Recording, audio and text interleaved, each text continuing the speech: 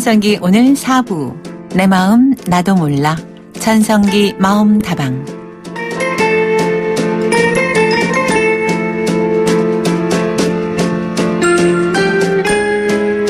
내 마음 나도 몰라 전성기 마음다방. 오늘도 역시 누다심 심리학 컬럼니스트 자리 함께 하셨습니다. 안녕하세요. 안녕하세요. 누구나 다가갈 수 있는 심리학을 꿈꾸는 사람 누다심입니다. 네, 주말 잘 보내신 것 같아요. 얼굴 표정이 아주 밝습니다. 감사합니다. 네, 모두가 이렇게 다 밝은 마음이면 좋겠지만 또 월요일 왠지 마음이 무거운 분들도 계실 거고요. 또 주말 내내 복잡한 마음이 들었던 분들도 계실 겁니다.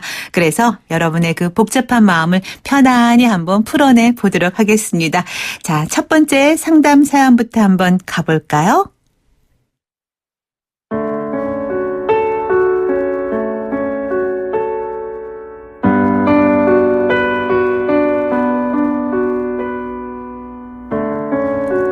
(2310번) 청취자분의 사연입니다. 누구에게도 말하지 못한 고민이 있는데요. 용기 내서 사연 보내봅니다. 저는 결혼 10년 차 가장입니다. 아내도 저도 프리랜서고 둘 다 예술계 쪽 직업을 가지고 있습니다. 오래 연애를 했고 결혼 생활의 반 정도는 굉장히 사이좋게 지냈어요. 주변 분들에게 부러운 커플이라는 얘기도 많이 들었습니다.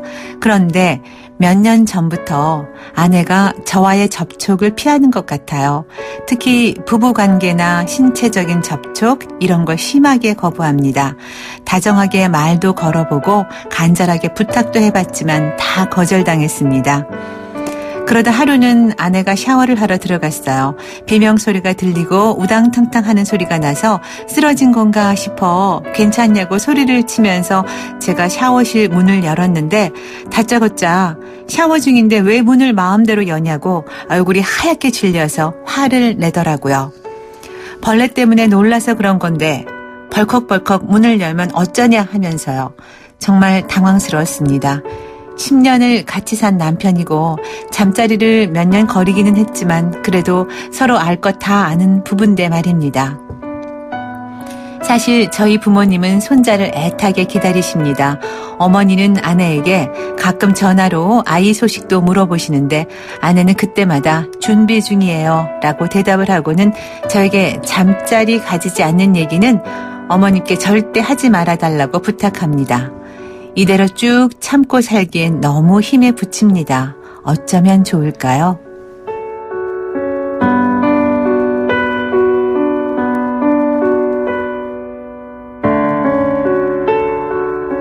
네, 결혼 10년 차라고 하셨는데요. 사실 아내의 잠자리 거부 이런 문제를 안고 있는 가정이 의외로 많을 것 같다는 생각도 들어요. 네. 우리가 섹스리스 부부라고 이야기를 하죠. 네. 보통 이제 부부인데 이렇게 섹스 관계가 없는 이 부부들을 가리켜서 섹스리스 부부라고 하는데 이 섹스리스 부부의 기준은 월 1회 이하면 섹스리스 부부입니다. 네. 그러니까 아이의 성관계가 없는 게 아니라 네. 월 1회만 하더라도 사실은 이제 기준으로 봤을 때는 섹스리스 부부인데요. 우리나라 2016년에 얼마나 섹스리스 부부가 많은지를 조사했는데 네. 36.1%가 바로 섹스리스 부부로 나왔어요. 엄청난 거네요. 그렇죠. 예. 그래서 이제 다른 나라랑 비교해 봤을 때 일본이 44%가 좀 넘거든요. 그래서 일본이 1위고 일본 더하네요. 그렇죠. 네. 우리나라가 이제 2위로 우리나라에서도 부부 관계가 없는 그 부부들이 상당히 많은 걸로 조사가 됐습니다. 네. 이거 왜 그런 걸까요? 그 원인을 이제 파악했을 때는 보통 각방 문화가 이게 영향이 있다 이렇게 이야기를 하는데요. 집이 너무 넓어서 문제군요. 근데 저는 네. 이제 이 각방을 쓰기까지 도대체 어떤 일이 벌어졌을까. 네. 그러니까 이제 각방을 쓰는 이유 중에 하나가 서로 이제 수면의 질이 같이 쓰면 좀 낮아지잖아요. 네. 침대도 같이 쓰면 좀 불편하기도 하고 또 보통 이제 남성분들이 코도 많이 골고, 고시니까 네. 그럼 이제 예민하신 아내분들은 이제 너무 힘들어하니까 그런 것도 사실은 영향이 있겠지만 한편으로는 각방을 쓰더라도 부부 사이가 정서적으로 가까우면 사실 이렇게 섹스리스 부부가 많지는 않거든요. 네. 그러니까 현실적으로 이 각방을 쓰게 되는 이유 중에 하나도 그렇고 성관계가 없는 이유도 그렇고 사실 정서적인 이혼 상태에 있는 부부들이 상당히 많다. 네. 전문가들은 이렇게 얘기합니다. 아, 네, 그렇군요. 그러니까 표면적으로는 그냥 부부관계를 그렇죠. 유지하지만. 그렇죠. 그러니까 이제 감정적으로는 이제 소통하지 않는 건데, 네. 그러니까 보통 왜 부부 관계가 이제 이렇게 한 결혼 생활 한 10년, 20년 넘어가고 아이들이 좀 크면은 이렇게 대화하는 부부들이 있어요. 야, 네 아빠 밥 먹으라 그래. 그럼 이제 아빠한테 가죠. 아빠, 엄마가 밥 먹으래. 그럼 이제 아빠는 야, 엄마한테 밥 안 먹는다 그래. 그럼 이제 아이가 와서 엄마 밥 안 먹는데. 그러니까 둘이 직접적으로 소통하지 않는 거예요. 아, 근데 우리 느다심 심리학 컬러니스트는 전혀 안 그러겠지만 어떻게 그렇게 잘하시는지 지금 마치 경험처럼 그렇지만 절대 안 그러신다는 건 제가 알죠. 네.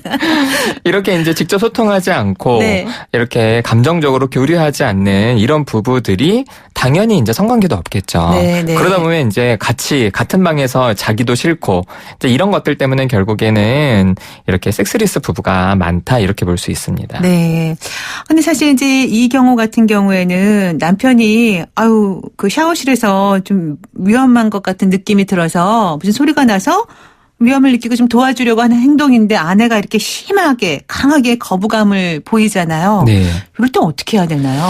사실 저는 이 사례를 이렇게 보면서 아니 도대체 둘 사이에 무슨 일이 있는 걸까? 네. 이 부부가 왜 이럴까? 일단 남편분 입장에서는 사이가 좋았다 이렇게 이제 이야기를 하고 있죠. 네네. 그런데 이제 단지 신체적인 어떤 부분에서만 거부하고 그리고 심지어 남편이 이제 놀라서 샤워실로 달려갔는데도 그거에 대해서 이제 아내가 그렇게 이제 강하게 좀 이렇게 뭐라 하는 거는 어떻게 보면은 좀 아내가 문제가 아니냐라고 생각이 들지만요. 사실 저는 남편이 그 이유를 아내가 잠자리를 거부하고 신체적인 접촉을 피하고 이런 상황에서도 자신이 어떤 위험한 상황에서도 남편이 어쨌든 도움을 주기 위해서 이렇게 문을 연 것까지도 뭐라 할 정도로 사실은 아내와 관계가 안 좋은데 네. 남편이 이 이유를 모른다는 게 오히려 더 큰 문제다. 네. 어떻게 남편이 이거에 대해서 어떤 구체적인 이유를 모를 수가 있을까? 그래서 저는 아내분보다는 남편이 이 문제에 대해서 아주 정확하게 이유를 좀 확인해 보시는 게 필요할 것 같아요. 네. 도대체 어떤 마음 때문인지. 네, 어떤 이유에서 그런 건지, 그게 남편 때문에 발생하는 건지 아니면 아내 때문에 발생을 하는 건지, 그렇죠. 그걸 좀 구체적으로 파악하는 게. 네. 사실은 이 부부 관계에서 성관계가 없을 때 여러 가지 가능성들이 있는데요. 근데 많은 분들이 이제 잘 모르시는 것 중에 하나가 네. 남성이건 여성이건 어느 쪽이건 성기능 장애가 있는 경우들이 생각보다 많이 있어요. 네. 그러니까 우리가 이제 성기능 장애라고 하면은 이제 여러 가지가 있는데 특별히 이제 여성의 경우에는 성적인 어떤 그런 각성, 성적인 관심이 감소되는 것도 사실은 성기능 장애에 들어가거든요. 네. 네. 그리고 또 한편으로는 어떤 여성분들은 통증 장애가 있습니다. 그래서 이제 성관계를 할 때 그 통증을 느껴서 근데 이제 이런 것들이 사실은 지금은 이제 정신장애로 편입이 돼 있는데요. 네. 이런 것들이 왜 이제 심리적인 문제냐 하면은 어떤 의학적인 검사를 했을 때 몸에는 이상이 없는 거예요. 그러니까 이건 이제 심리적인 네, 문제인 네. 거죠. 근데 이제 그래서 이것 때문인지 아니면 뭐 굉장히 조심스러운 이야기이기는 하지만 사실은 뭐 남편이나 아내 어느 쪽이 사실은 이제 외도를 하고 있는지 외도를 했었는지 이런 것도 사실은 생각해 볼 수 있고요. 그리고 또 이제 시어머니가 이 아내분한테 직접 전화를 하셔서 네. 아이 얘기를 하시잖아요. 사실 이 시어머니가 당연히 이제 뭐 이해는 할 수 있는데 이제 이 아내 입장에서는 오히려 그것 때문에 시어머니 관계에서 계속 이제 좀 불만이 쌓이고 어떤 그런 부분들로 오히려 좀 이런 부분들을 거부하지 않나. 네. 그래서 아무튼 여러 가능성들이 좀 있을 것 같아요. 네. 시댁의 시어머니께 거짓말을 부탁하는 아내에 대해서 남편은 어떤 생각일까요? 네. 그러니까 아내 나름대로 분명히 사정이 있을 거예요. 네. 그러니까 아이를 갖을 수 없다든지 갖기 싫은 거. 싫다든지. 네. 근데 이제 그런 이야기를 사실은 남편에게 그리고 시댁에게 얘기를 할 수 없는 그런 상황들도 사실 있을 수 있거든요. 근데 이제 시어머니께는 얘기를 할 수 없다 치더라도 네. 남편에게는 좀 얘기를 해야 되지 않을까요? 그렇죠. 네. 남편에게 이야기를 하셔서 도대체 어떤 마음인지. 그러면 이제 남편도 만약에 남편 입장에서는 아이를 좀 이렇게 갖기를 원하는 것 같아요. 네. 그래서 이제 제가 한 가지 좀 시나리오를 머릿속에 생각해 보면 네. 결혼 생활하신 지 좀 오래되셨잖아요. 10년 정도 되셨으니까 분명히 이 부분에 대해서 남편과 아내가 이야기를 했을 거예요. 왜냐면 결혼 10년 차인데 아이 계획에 대해서 전혀 얘기를 안 했을 리는 없잖아요. 네. 이제 그랬을 때 남편이 전혀 타협의 여지가 없든지 야 나는 나야겠어 라든지. 근데 이제 아내 입장에서는 예술계 쪽에서 이렇게 이제 일하신다고 하셨기 때문에 네. 만약에 이제 아이를 낳고 육아를 하게 된다면 자신의 커리어가 이제 스탑될 수 있기 네. 때문에 그런 면에서 아내는 이제 갖기 싫은데 근데 그거에 대해서 남편이 이제 전혀 타협의 어떤 여지가 없고 이제 그렇다면은 한 가지 방법은 아예 이제 관계를 안 해버리면 안 생기잖아요. 네. 그러면 이제 이렇게 돼서 아내분이 그런 마음 때문인지 그래서 어쨌든 남편과 아내가 좀 마주 앉아서 네. 진짜 이유를 좀 얘기를 하셔야 됩니다. 네. 그러니까 이제 말을 해야 된다는 게 사실은 이제 정답일 수 있는데 그게 참 그 말을 하는 방법도 그렇고 어떻게 시도를 해야 되는지 그게 좀 어려운 일인 것 같아요. 뭐 이렇게까지 사연을 보내실 정도였으면 뭐 아내한테 물어보지 않았을 리 없을 것 같고 네. 근데 이제 특별한 답이 안 나왔을 수도 있고 또 남편도 역시 아내에게 뭔가 이렇게 얘기를 좀 제대로 풀어놓지 않았을 것 같아요. 네. 대화의 방법을 잘 몰라서 그럴 수도 있지 않을까. 참 쉽지 않은 것 같아요. 네, 맞습니다. 보통 이제 결혼 10년 차 정도가 되면요. 부부들이 이제 연애 때는 아주 사소한 것까지도 이야기를 하는데 네. 결혼 10년 정도가 넘어가면은 그때부터 이 대화 패턴들이 좀 굳어집니다. 네. 연애 때는 사소한 것도 얘기 안 해도 잘 알아차리죠.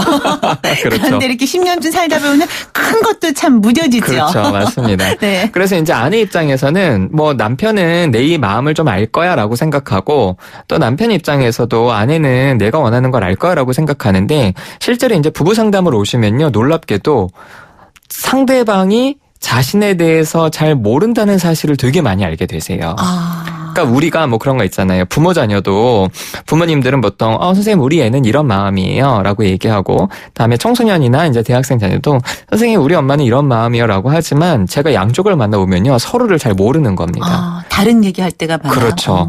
그래서 서로를 잘 안다고 생각하는 그 생각이 서로의 대화를 방해하고 있고 네. 충분하게 소통하지 않게 하기 때문에 이 두 분이 좀 싸움을 하고 갈등을 하더라도 끝까지 마주 앉아서 서로의 마음을 정확하게 이야기를 하고 그래서 뭐 아이를 확실히 안 가질지 가질지 이런 부분들을 정확하게 소통하는 것이 가장 필요한 일이라고 생각합니다. 네, 그냥 대화 없이 그냥 묻어가는 게 아니라 그렇죠. 다 꺼집어내고 네, 맞습니다. 터지게 싸울지언정 그렇죠. 네, 네. 한번 꺼내서 얘기를 해보는 게 중요하다는 말씀이시죠. 네. 한번 그렇게 시도를 해보시면 또 다른 변화가 생길 것 같기도 합니다. 네, 저희 이쯤에서 노래 한 곡 듣고 이야기를 계속 좀 나눠보도록 하겠습니다. 박원의 나를 좋아하지 않는 그대에게.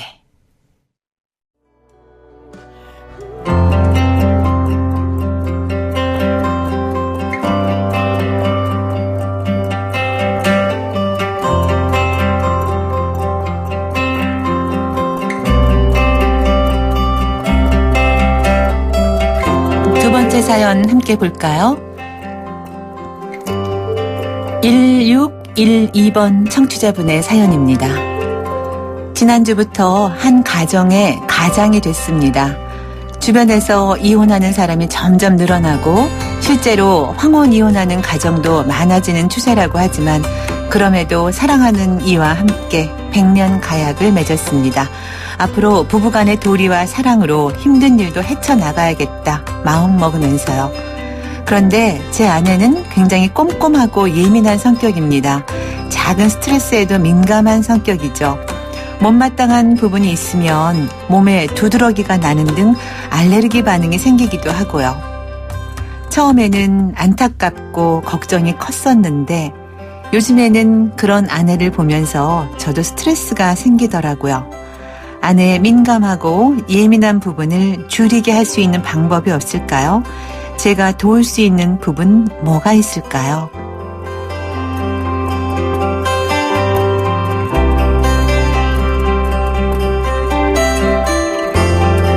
네. 1612번 청취자분. 지난주부터 한 가정의 가장이 되셨다고 하셨는데 결혼한 지 얼마 안 되셨어요. 그런데 아내의 그 예민한 성격에 대해서 이렇게 또 사연을 보내셨어요. 아마 연애를 오래 하셨나 그런 것 같아요. 느낌에. 네.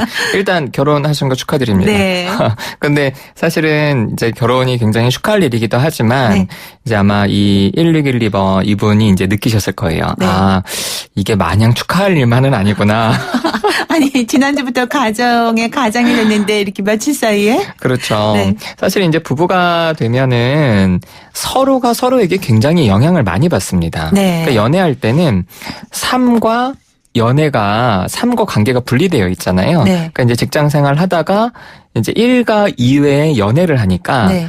연애가 일종의 좀 휴식이고 놀이가 되는데 네. 사실은 결혼을 하면요. 일과 관계, 결혼 생활이 결국에는 같아져 버려요. 그냥 현실이죠. 그냥. 그렇죠. 그게 이제 일과가 되는 거예요. 네. 그러니까 그냥 밖에 나가서 맛있는 거 먹고 좋은데 놀러 가고 있던 이제 연애 관계가 같이 살면서는 같이 청소를 해야 되고 네. 같이 빨래를 해야 되고 그러면서 이제 붙어 있는 시간이 많기 때문에 즐거운 일보다는 좀 힘든 일도 많이 있고요. 네. 특별히 이제 이분 같은 경우는 아내분이 이제 예민하시는데 남편분도 이제 본인도 스스로 느끼는 거죠. 아내를 보면서 자기도 스트레스가 생긴다. 아. 그래서 이게 이제 심리적으로는 감정 전염이라고 이야기를 합니다. 아, 그래서 네. 즐거운 사람과 함께 있으면 즐겁고 힘든 사람과 함께 있으면 함께 이제 힘들어지는 이런 것들이 네. 부부관계에서 굉장히 서로를 힘들게 하는 그런 어떤 원인이 되기도 하죠. 감정 전염과 감정 이입과 그렇죠. 좀 다른가요? 비슷한가요?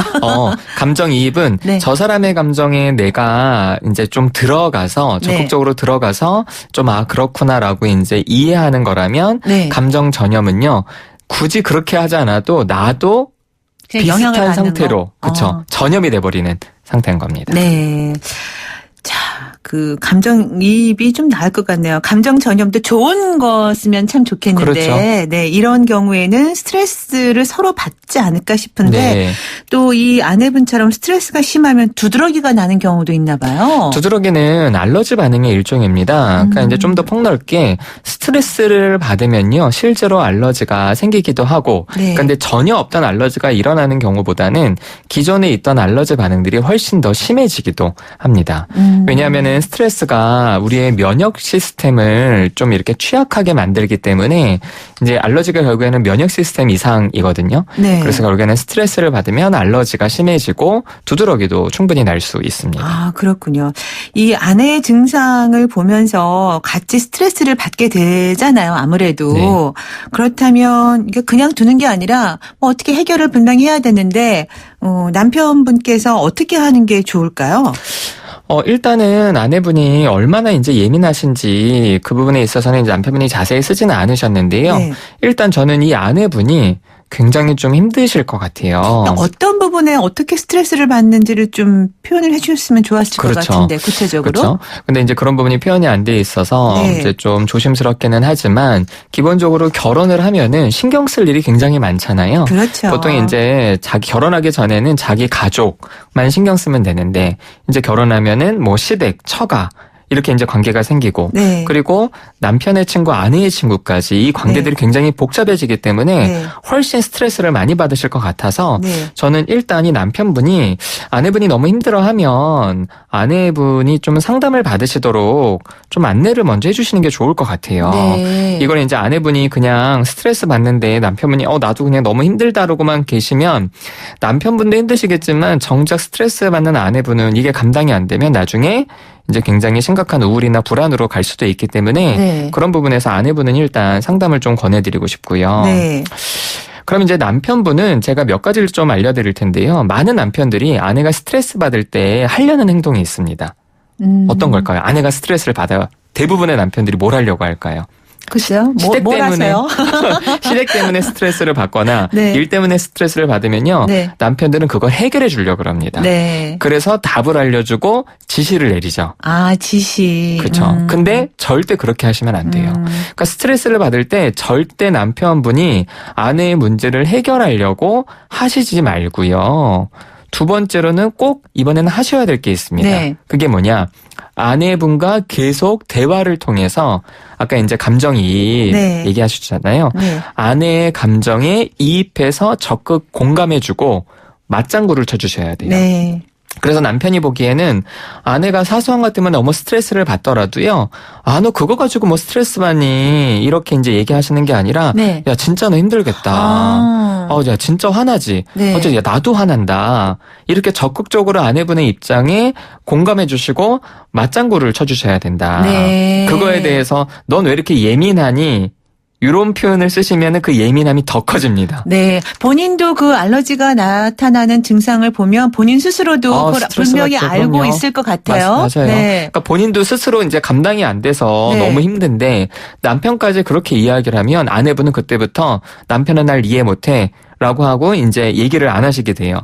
그럼 스트레스는 점점 더 커지기 때문에 남편분은 아내의 스트레스에 대해서 적극적으로 공감해 주시고 맞장구를 쳐주셔야 된다. 네, 네. 그렇게 안 하시면은 사실은 이 부부관계가 지금부터 시작하는 부부관계가 더 안 좋아질 가능성도 굉장히 많이 있어요. 네, 네. 근데 이제 시작하는 부부니까 오히려 잘 됐어요. 네. 초반부터 남편과 아내가 이 부분에 있어서 계속 마주하면서 서로 대화를 통해서 아내의 이야기를 들어주시는 걸 하면은 네.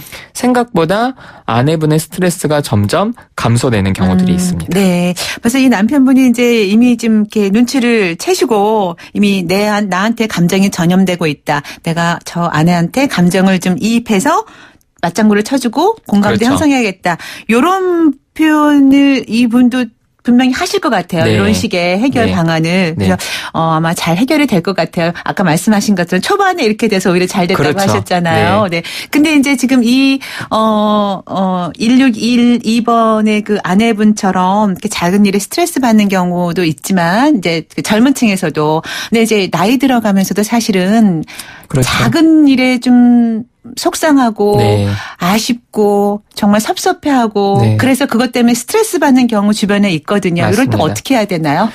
결국에는 이제 스트레스를 받는다는 거는요. 네. 내 몸이 이제 반응한다는 거거든요. 네. 그래서 제가 스트레스를 해소하는 방법 두 가지를 말씀을 드리면 네. 첫 번째로는 신체적인 긴장을 푸실 수 있는 운동을 추천합니다. 네. 그러니까 신체적인 긴장이 계속되면은 그게 결국에는 몸의 질병으로도 오기 때문에 네. 결국에는 그 몸에 어떤 긴장을 풀 수 있는 적극적인 활동 운동이 필요하고요. 네. 두 번째로는 감정적으로 해소하기 위해서 가까운 사람과 대화를 통해서 충분히 좀 해소가 되셔야 돼요. 그 사람들을 많이 만나야 되는 게 좋은 그렇죠. 건가요? 근데 사람들을 이제 만나셔서 그 관계 때문에 더 또 예민해질 수 그렇죠. 있잖아요. 그럴 수 있어요. 그래서 자신이 이야기를 했을 때 적극적으로 공감해 줄 수 있는 사람을 네. 찾아서 이야기를 하시고 만약에 이제 그럴 사람이 없다면 아까도 말씀드린 그럴 때는 이제 상담을 받으시면 돼요. 네, 네. 그래서 어쨌든 그 어떤 감정적인 부분들을 대화로 푸시는 거 그리고 아까 말씀드렸듯이 운동하시는 거 이 두 가지가 스트레스를 해결하는 데 있어서 굉장히 좋은 방법입니다. 네, 일단 나를 위해서는 내가 운동하면서 그렇죠. 내가 편안한 사람들과 자주 만나서 대화하고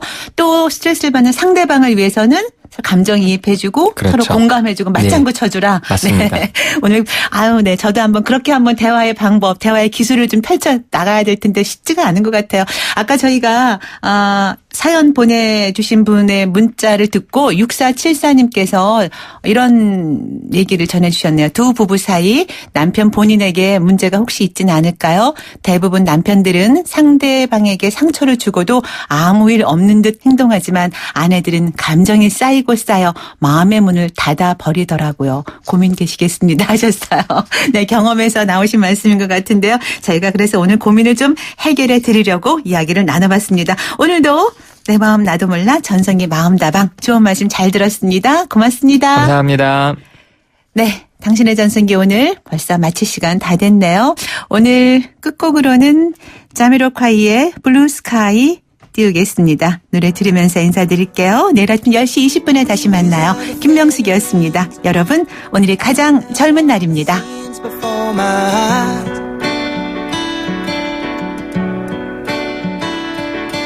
I thought I knew them all by name, but they started looking much the same, and it's no surprise